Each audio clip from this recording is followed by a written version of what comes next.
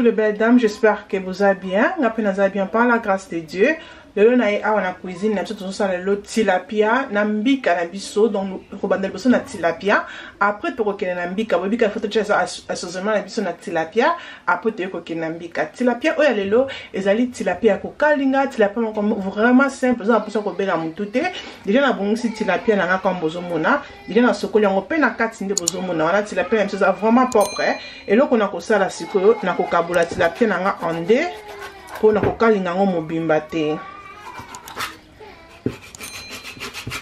Les belles dames, wana nakocha banzela parce que tilapia nanga na kalingango na cha banzela. Tilapia biso ekokoma biso boye et loko lokoso nakocha moi citron, bobi kinga vraiment ne loko eza mbisi na zanga saka citron te eza important.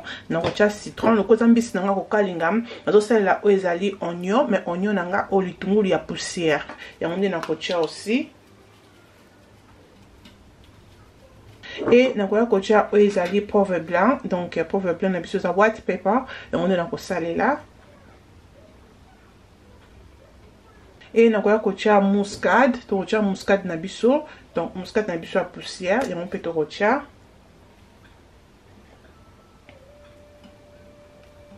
Et le qu'on a ko salé là, na ko salé la aja na biso ya poussière comme ça et on est na koya ko salé là aussi. Donc c'est vraiment facile. Na ko épicé mbisi na biso parce que tilapia za la ne mindondo te. Na ko sala ozali fish seasoning yango na ko sala dans seulement poisson na ko tia ndambo aussi. Et le qu'on a kocha ezali na ko kocha ozan ginger garlic donc tangawizi na ail au jabanika comme ça ba sangisa ensemble yango na ko sala là le ko na ngo poisson ya ko kalinga na linga na teke you know o ko chana pe ba fresh ça on a problème te mais nga le ko ya kalinga na préférer mi ko chana nga bloko o eza nango comme ça que na tia fresh mais so mon nga sala di fresh ça veut dire que na zo tumbango ndi na linga que na utiliser mingi ya fresh donc voilà. Et pour na nga na ko kubakisa o ezali jumbo na nga ya poisson na ko chango pe na tilapia. Et na ko change pour na ndambu comme ça. Et là qu'on a ça là na ko mélanger biloko na biso auto tia na mbisi na biso très bien.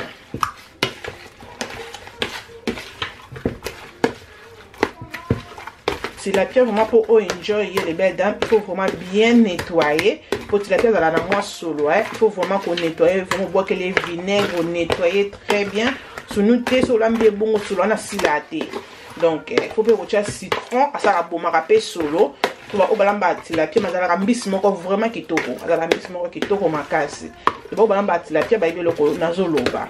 Et là, on a commencé à siko les belles dames, donc tu as tilapia nanga comme ça, à taper na 30-40 minutes, en attendant que nous sommes dans mbika, tout aussi si mbika, nous faisons des tilapia pour nous kalinga tilapia na biso. C'est qui simple, n'est-ce pas? C'est vraiment facile pour nous ça là en haut, mais au rose à la décider, mais quand on a salivo, au roti que dans un commentaire na c'est. Ok les belles dames, pour nous ça la mbika na biso, nous avons mbika nanga awa, donc nous avons chasser dans mbika na somme de shop à congolais, donc chasser mbika comme bozo mona wana.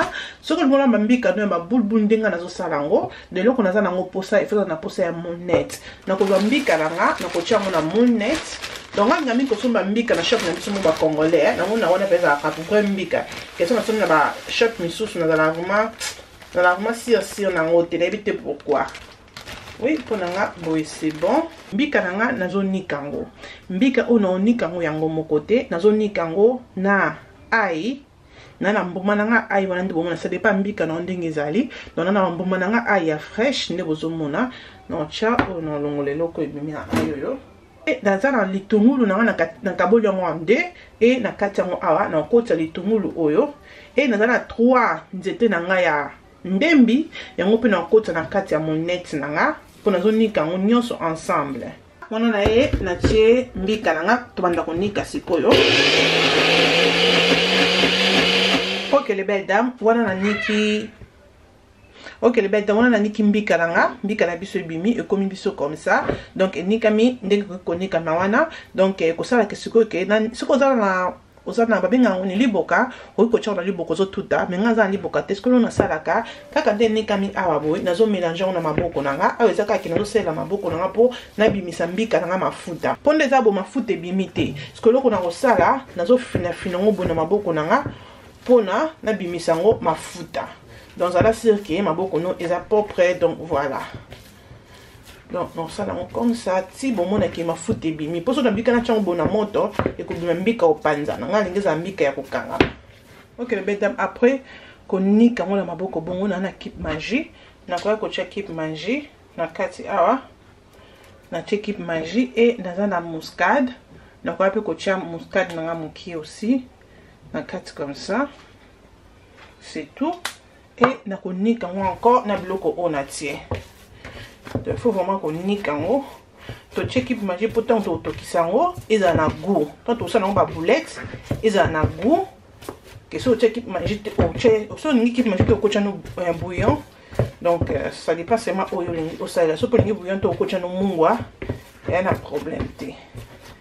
Donc tiens moi Keep Magie na muscade pour ça dans goût. Il faut qu'on masse vraiment bien. D'accord, le quoi farine.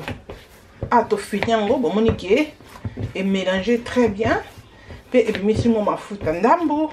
Si connais ça pour la chema ina déjà un moto na moto. Donc na tinzu na na maya moto na réchaud et là qu'on ça là ce qu'on va boule na déjà ton mai na ko toke sous ma casse pour moi il faut un moto après na ko ça mbika na kati. OK, donc voilà ça là comme ça bon moi vraiment que et puis mis ma futa pour ce mis ma futa donc ça toujours au panzana donc ça va comme ça et on a ça là ba boule na donc dans quand on a dimension donc quand la dimension oyo lingi hein.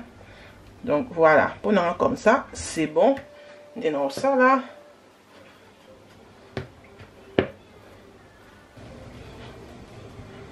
Voilà les belles dames. Mon baboulette na la sali, c'est comme ça comme vous mona. Donc qu'est-ce qu'on voit comme on a maï na biso, il y a moto aux agents na réchaud et zotoka. Donc voilà, on a maï na biso comme vous moni, déjà maï zotoka, maï zebelete. Donc ça dépend un bi canon de zali. Mai na comme bon ça que mai tonditi na nzungu to tonditi na nzungu te. Donc voilà et na kwa ko zo sikoyo mbika nanga nazo boka na kati moko nazo boka nyoso mbana mo te peut-être ko panzana, c'est ça que je préfère ko chango moko comme ça pour na etikala bambuma. Voilà wana na tiembika nanga nyoso na moto siko eloko na ko sala na ko finika mbika na ngai et na ko tika ngo bo etoka pendant 1 heure du temps. Mai wana nyoso ko kita vraiment mbika na ngai to kata pendant 40 à 1 heure du temps et na ko checker mbika na ngai wana na sibino à tout à l'heure. Wana to ko tala mbika na biso vraiment mai to chaki et kiti donc na ko ya na pembe bomona. Donc qui la caméra parce que sous moi mai mukie na tika ngo etoka pona 1 heure du temps parce que mai na chaki et silaki donc mbika na biso bozo mona vraiment ndenge etoki eza toujours boule et panzanité et loko ya ko sala il faut ko zo mbika moko o panzango na kati pona oza sûr que mbika na yo e beliti na kati. Donc nous avons mbika nanga moko nous avons mbika nanga comme bomoni et na panzi mbika nanga bomoni na kati mbika nanga eza ya kobela mbika nanga eza mumbesu te comme bozo mona wana e beli na ko panza lisusu awa. Donc voilà, o eza ba assaisonnement muteza couleur wana mais so moni mbika na yo eza chocolat mbika na yo eza na no couleur moko ya pembe tina kati te na lobaki bakisa ngo susu mai tika ngo encore etoka eza na problème te. Et donc on a ko sala les belles dames na ko teki kalungu nanga pona to kalinga tilapia na biso bobi to check déjà to saki c'est assaisonnement tilapia parce que comme era ko kalinga ngo na ko teki kalungu ena cha mafuta. Donc na cha mafuta nanga na kikalungu na chama mafuta monana pona tilapia za mbisa munene azala mbisa mukiete. Donc comme ça c'est bon. Donc voilà na kwa ko cha o ezali tilapia nanga na kikalungu. Donc on va déposer bon moni parce que tilapia za moi mbisa munene hein. So c'est ça que na ngamo mafuta monana so cha mafuta mukie a obela comment ndenge te na kati. C'est ça que na toujours mafuta za moi ebele. Moi, ebele makasi comme bozo mona wana po tilapia avant de bien akalinga mabia. Mbisi na wana koluka vraiment ekalinga mabia mais ekauka te donc bokomona nde na kokalinga mbisi na ngana bino ngalinga mbisi ya kokalinga donc ekalinga ma vraiment ezala mai te mbisi ya kotumba oui mais pas mbisi ya kokalinga j'aime mbisi ya kokalinga za penza ya kokalinga. Donc comme bozo mona to kalinga mbisi na biso kitoko once que to sala sauce na biso ezali sauce ya mbika awa na zona 2 couleurs ya pilipili na biso ozaka ya rouge na ya jaune na kati ya pilipili nanga donc nous avons la kabolion kati et na che awa nde bozomona donc qu'est-ce qu'on mélanger yango pour na to ya ko tia na mafuta na biso déjà to tie auto ça la sauce na biso ya mbika.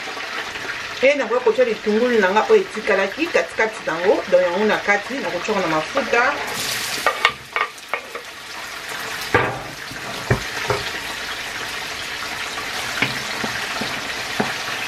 Et le long, on a la tomate, vous allez tomate nanga purée, donc on fait la tomate au linzanga, parce que on a pensé que sauce nanga est à la moins rouge, c'est ça que on fait la tomate rouge. Ce qu'on met sauce non est à la rouge, t'es au côté de notre tomate tout ça la salade, il y a bamboma, et on a problème que on fait le tomate nanga au tomate purée, et nous avons un mix, on a mixé à pépère rouge, na ya jaune, donc voilà c'est comme ça. Donc c'est la matungulu nanga elemba mo mukie après na bois kabilo ko nanga musu na kati. Voilà na koya kotia ba mix pepper nanga on a mélangé qui. Et na koya kotia tomate nanga na kotia tomate mignon sauté. Donc voilà, c'est le mukie de bojomona, donc na tomate mignon sauté. Et eloko ezaka awa ezaki biloko na biso oyo tosali etoka et se mélanger très bien et kalingama après tokozwa ngo po toboka ngo na mbika na biso. Eza wana na kobalisa sikoyo mbisi na biso na moni banke kotwana ebeli donc pour na ngapa na baki mbisi ko ndo kwa na mo kwa lokola ya ngate problème ezate donc na ko tourner yango. Et awa tomate na biso eza na mombesi comme bozomona il faut vraiment kalinga na mafuta nyonso e mata mayo nyonso eza na tomate na biso ekende wana bomoni vraiment sauce na biso mai nyonso ekauki donc sikoyo ezokalingama kaka tokotika yango ekalingama mpona quelques minutes po ngai nyonso ekende vraiment apres tobwaka yango na nzungu na biso ya mbika. Donc voilà les belles dames, sauce na biso vraiment ekalingami comme bozomona wana mai nyonso eke mafuta monani comme bozomona bendo bapake donc na biso ekalingami c'est bon. Ekalingami vraiment kitoko ezikite donc ebeli vraiment bien et na kozwa nzungu nanga. Oh na bosa na mbisi, fana chambisi na boki sauce. Et non c'est pas grave. Et na mbisi nanga ya kokauka, na mbisi nanga ya kokauka. Na kobwaka mbisi nanga ya kokauka donc comme bomoni et eloko na kosala na kobakisa mai na nzungu nanga na chimwa mai nanga moto. Voilà botaka sauce na biso nde bimi sauce na biso vraiment ebimi kitoko na koya kobakisa likasa solo na ocha likasa nanga solo moko na yo bakisa bouillon nanga soso yango nde na ocha bouillon nanga soso ndambu po biloko nanga ona tie ekota épice donc nasaleli bouillon ya soso na koya kocha oyo ezali white pepper na kocha white pepper ndambu na koya kocha mbuma nanga pilipili oyo ezali ya vert okocha ya rouge ya vert donc na tia nanga oyo ya vert.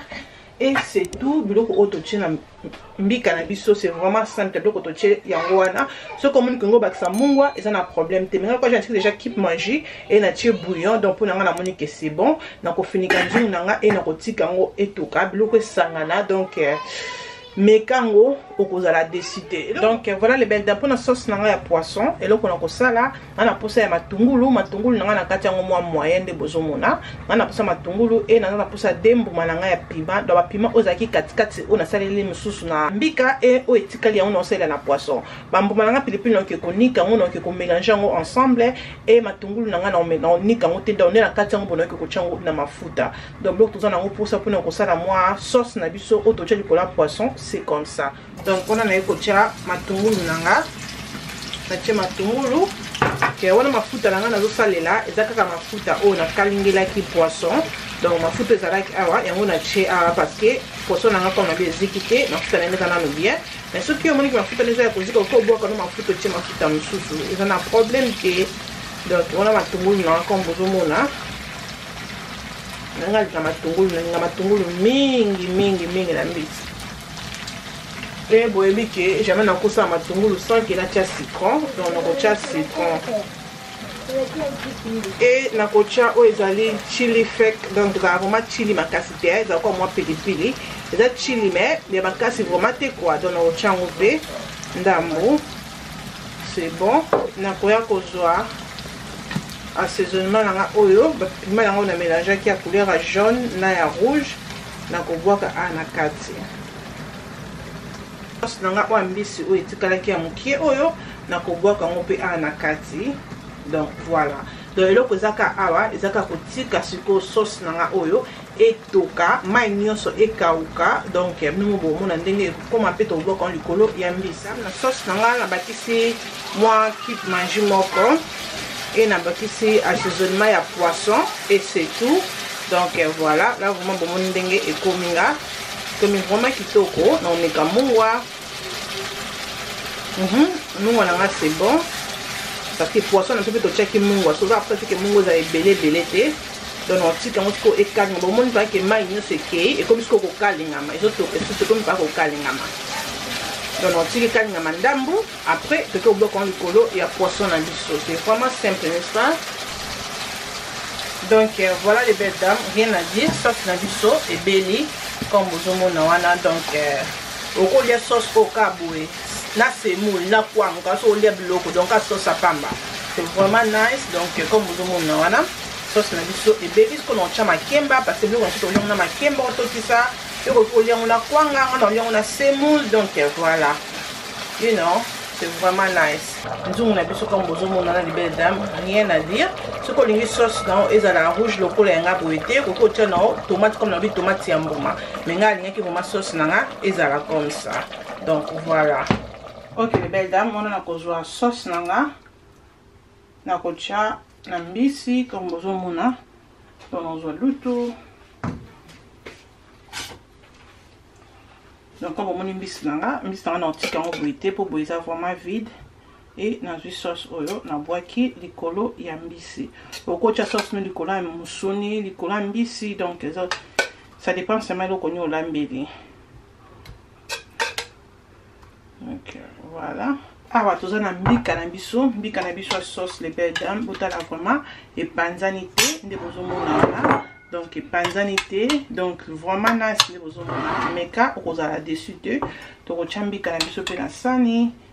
Donc voilà, mes kambika oyo okotikela en commentaire na se ya vidéo. Voilà les belles dames, mbika na bisope ya mwana comme mon na sani, vraiment c'est bon, meka okozala décidé. Donc voilà les belles dames, poisson na biso tilapia ya mwana comme bozomona, to tilapia na biso vraiment nice et vandi biso bien na sani et awa pe tozala mbika na biso no bozomona. Donc rien à dire, on a déjà nzali matinga makasi les belles dames. J'espère que recette oyo et c'est délicieux, j'espère que recette oyo et ba ki c'est implice na cuisine na yo. Ce communique recette oyo et c'est délicieux ko bosana te ko aimer vidéo, ko zala abonner na la rocho et ko salanga bien makasi, ko bosana te ko partager vidéo pourquoi pas et ko salanga bien mingi. Nzambe azala na biso, nzambe abomba biso antukutani mukolo mususu tina te e kominatina. Bye.